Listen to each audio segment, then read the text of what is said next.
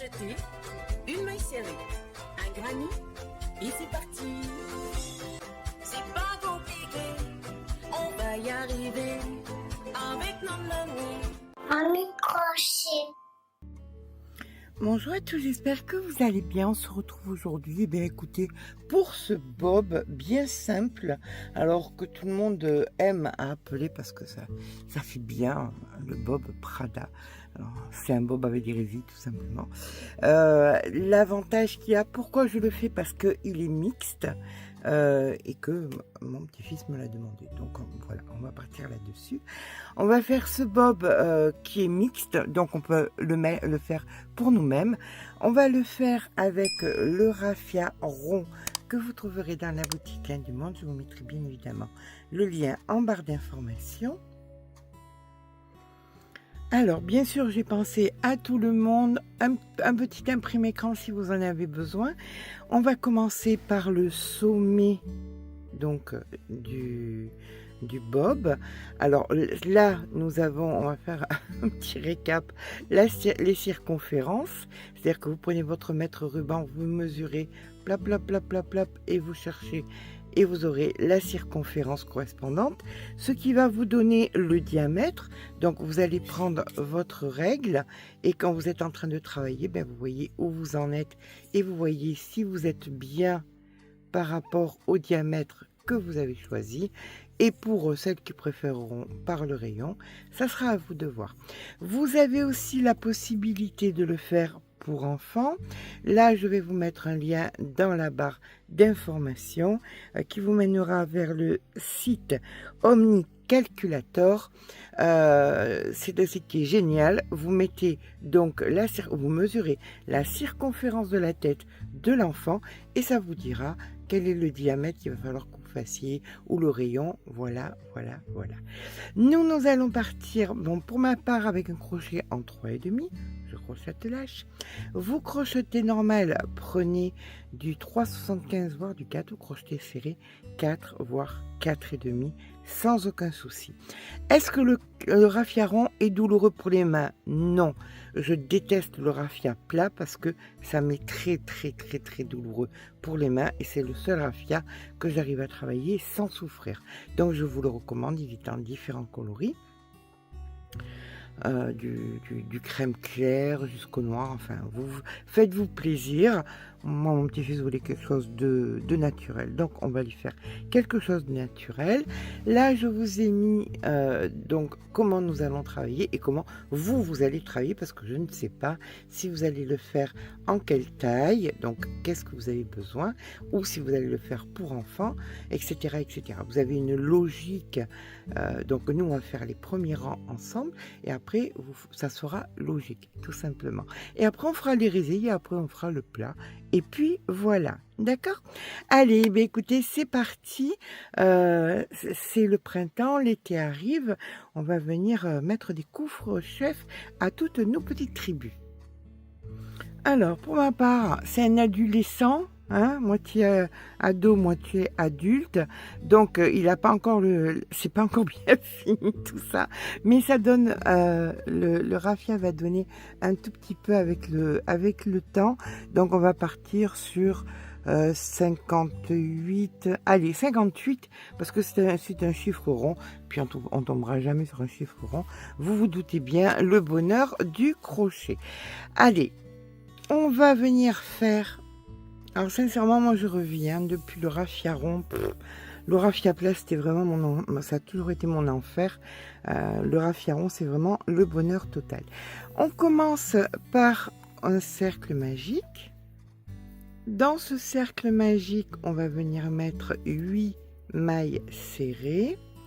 Donc 1, 2, 3, 4, 5, 6, 7 et 8. Alors vous trouverez bien souvent des tutos où ils vous proposent de faire des brides. Je suis pas pourquoi? Parce que si on veut faire pour des enfants et qu'on doit être assez précise sur les diamètres, les brides ça monte trop vite et on ne peut pas faire quelque chose d'assez précis. Donc pour moi, la maille serrée, et puis on a besoin d'avoir la tête bien protégée. Donc voilà. Là, je vais venir dans la première, ici, et je viens faire une maille coulée. Je récupère mon petit bout de fil là qui traîne, et on va venir le travailler en même temps. Nous faisons donc une maille en l'air, et nous faisons dans chaque maille que nous rencontrons, en rentrant le fil en même temps, une augmentation. Donc nous allons passer de 8 à 16 mailles serrées. Vous faites donc 2 mailles serrées par maille que vous rencontrez. Je vous rejoins quand on a nos 16 mailles serrées, et on peut couper le fil dès qu'il commence à nous embêter un petit peu. Voilà, nous avons nos 16 mailles serrées. Nous allons venir dans la première ici et on fait une maille coulée. Une maille en l'air. Nous sommes sur le rang numéro 3 maintenant, où nous allons faire une maille serrée dans la première et dans la seconde, on fait une augmentation. D'accord? Ça, c'est la séquence que vous allez faire jusqu'à la fin du rang. Une maille serrée suivie d'une augmentation. Je vous rejoins en fin de rang avec un total donc de 24 mailles au lieu de 16. On termine par une augmentation, donc ça c'est la 23 et voici la 24. C'est parfait. On vient dans la première ici, hop, maille coulée, maille en l'air. Nous passons maintenant au rang numéro 4. Donc tous les rangs pairs vont être de la façon suivante, ça va être dispatché en 2 fois. On vient faire donc une maille serrée, une augmentation,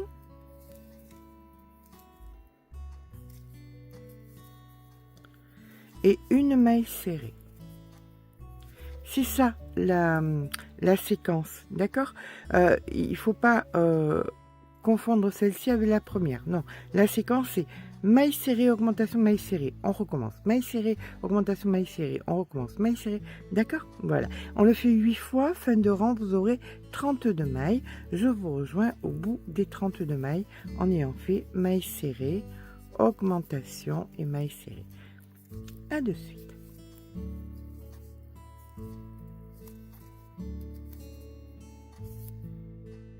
On finit donc notre rang numéro 4 avec la 32e toute seule ici. On vient dans la première et on fait une maille coulée. Hop, une maille en l'air. On passe sur un rang impair, donc c'est le rang numéro 5 où c'est pas compliqué, c'est simplement 3 mailles serrées, une augmentation. Donc 1, 2, 3, l'augmentation, et vous recommencez 3 mailles serrées, une augmentation, 3 mailles serrées, une augmentation. Fin de rang, vous aurez 40 mailles. Je vous rejoins quand on a les 40 mailles. Voilà, la 39 et 40. On vient dans la première et on fait une maille coulée. Une maille en l'air. Là, on entame le rang numéro 6. Rang numéro 6, c'est un chiffre pair. Donc, on va être sur... Tout à l'heure, c'était une maille serrée, une augmentation, une maille serrée. Donc là, c'est 2 mailles serrées, une augmentation, 2 mailles serrées. D'accord? Donc, la séquence à reproduire 8 fois, c'est 1, 2 mailles serrées, une augmentation,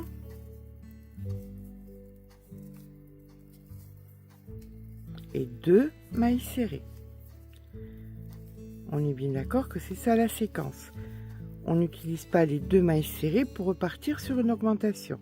On refait 2 mailles serrées, augmentation, 2 mailles serrées. Je vous dis ça parce qu'après les gens ils me disent ça gondole, c'est normal, il y aura trop d'augmentation. Donc si on reprend bien cette séquence et qu'on la reproduit bien 8 fois, vous aurez 48 mailles et ça gondolera pas. Allez, c'est parti. 2 mailles serrées, augmentation de mailles serrées jusqu'à la fin du rang, jusqu'à nos 48 mailles. Voilà, je termine par augmentation. Et 1, 2. J'ai bien mes 48 mailles, je viens dans la première et je fais une maille coulée. Une maille en l'air. 7e rang. Le 7e rang, c'est une impaire, donc on ne se prend pas la tête. 5 mailles serrées, une augmentation et ça 8 fois. Fin de rang, on aura 54 mailles. Donc 5, 1, 2, 3,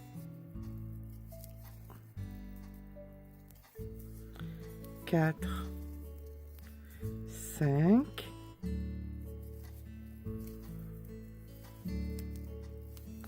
une augmentation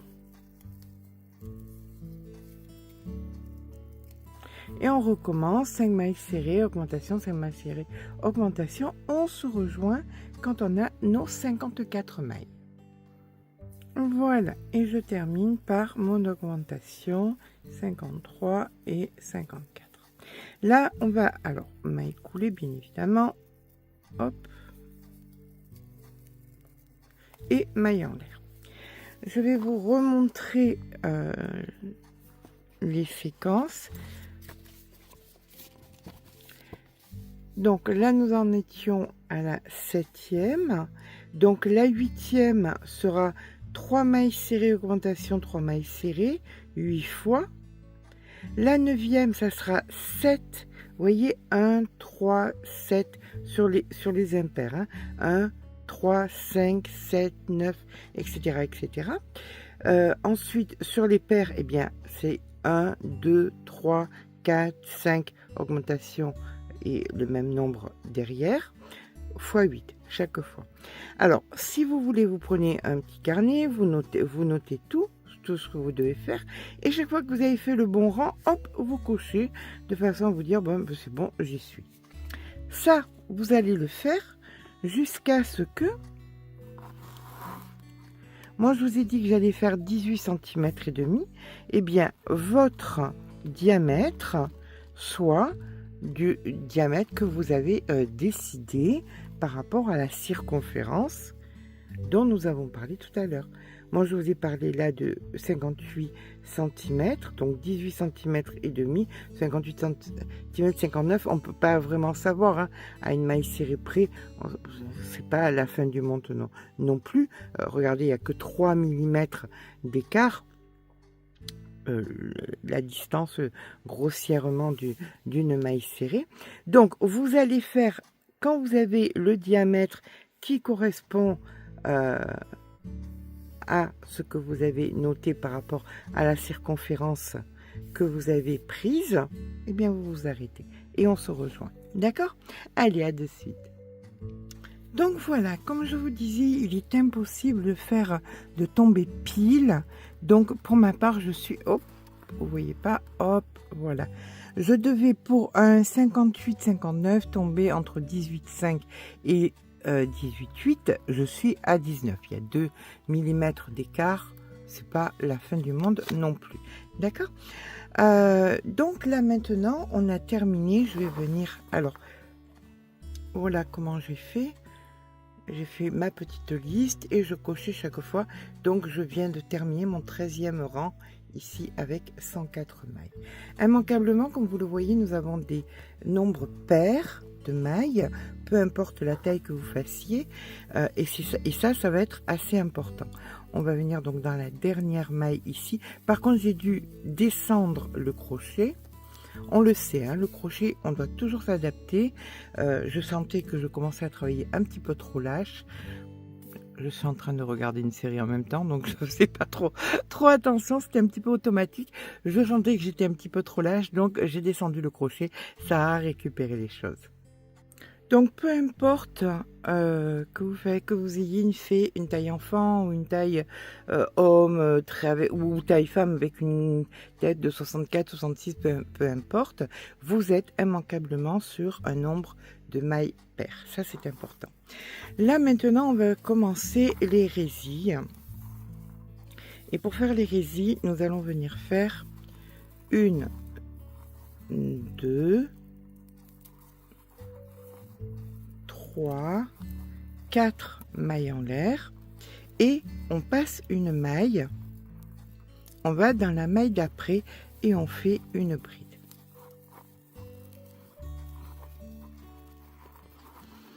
Une maille en l'air. On passe une maille et on fait une bride. Alors vous voyez, c'est vraiment pas difficile parce que ça, on va le faire sur la totalité. Et vu que nous avons un nombre pair de mailles, vous allez immanquablement vous retrouver ici avec une résille. On fera la maille en l'air et on viendra se reprendre ici. D'accord? Et on fera exactement les mêmes choses sur 10 cm, ce qui est la hauteur d'un bob normalement. Je vous rejoins quand j'ai fait tout mon rang en faisant donc bride, maille en l'air, bride, je passe une maille. Voilà, quand on arrive donc à la fin, on peut venir faire ici la bride, une maille en l'air et dans la troisième ici une maille coulée. Et là maintenant vous allez recommencer tous ces rangs sur 10 cm approximativement, bien évidemment. On est bien d'accord qu'on peut pas tomber juste, hein, c'est pas au millimètre près. Donc on vient faire 1, 2, 3, 4 mailles en l'air et une bride dans la bride du rang précédent. Alors je vous préconise, maintenant vous faites comme vous le sentez, comme vous vous en sentez capable. Là vous avez un trou, vous voyez. À mon sens, si vous piquez dans le trou, ça va pas être très très joli. Donc si vous pouvez, si vous vous sentez, vous venez piquer dans la matière. Voilà, vous vous débrouillez à piquer dans la matière de façon à ce que ce soit bien aligné. Maintenant, comme je dis, il n'y a personne qui viendra vérifier, il n'y a pas de gendarme qui viendra vérifier si vous avez piqué dans le trou avant ou réellement dans la bride. Hein. On est d'accord?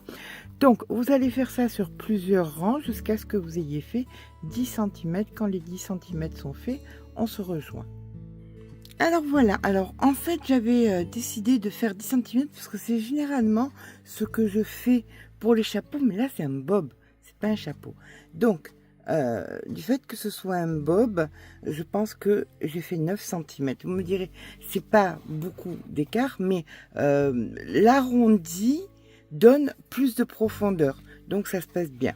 Avec 9 cm, ça suffit amplement. Donc si vous faites entre 9 et 10 cm, ça sera, on va dire entre 8 et 9 cm, ça sera bien. Pour un bob, ça suffit bien. Vous voyez, 9, c'est parfait. Allez, alors nous avons immanquablement un multiple de 4 résilles. D'accord? Du fait que nous soyons partis sur un multiple de 8 mailles, ça nous donne un multiple de 4 résilles. Donc pour le coup, voilà ce qui reste. À mon sens, ça va suffire amplement pour faire le rebord qui va mesurer, je dis plus mesure, je vais le faire, mais aux alentours de 6 cm. Voilà, je pense qu'avec une seule pelote, mais écoutez, regardez les économies, hein, si vous voyez ça en grande marque, il est à plus de 700 €, ben là, ça vous coûte 100 fois moins.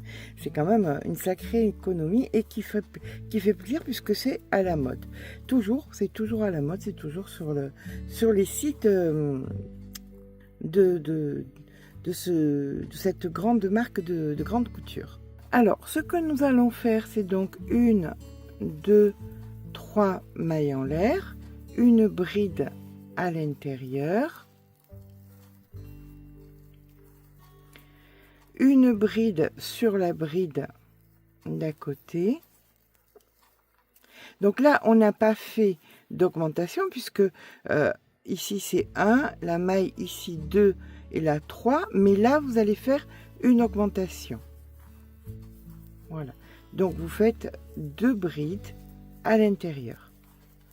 Et on va faire ça jusqu'à la fin du rang, c'est-à-dire on fait une résille sans augmentation, c'est-à-dire que là je fais ma bride, à l'intérieur une bride, sur la bride une bride, mais dans celui d'après je fais une augmentation en bride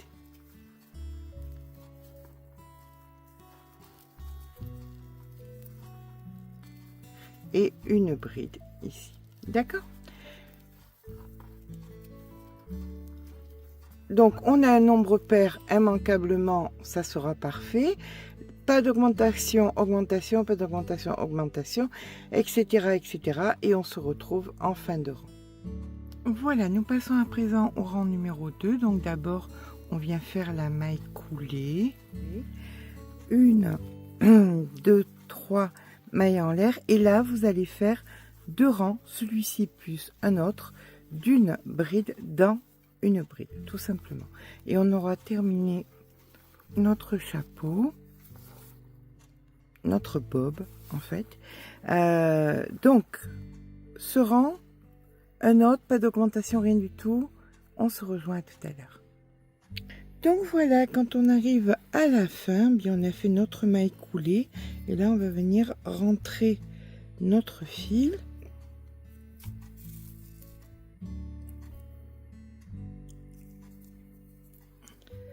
Une fois que le fil sera rentré, on va pouvoir le couper.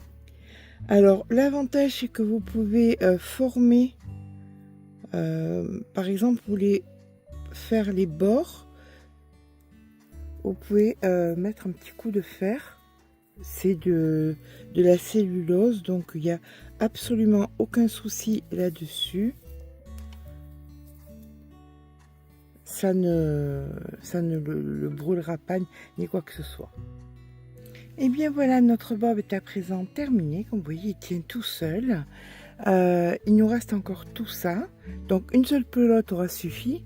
Donc c'est bien ce que je vous dis, ça revient 100 fois moins cher que un de grande marque, tout en ayant une très jolie forme et en étant assez ressemblant. J'espère que ce petit pas à pas vous aura plu. Si c'est le cas, n'hésitez pas à mettre un petit pouce en l'air.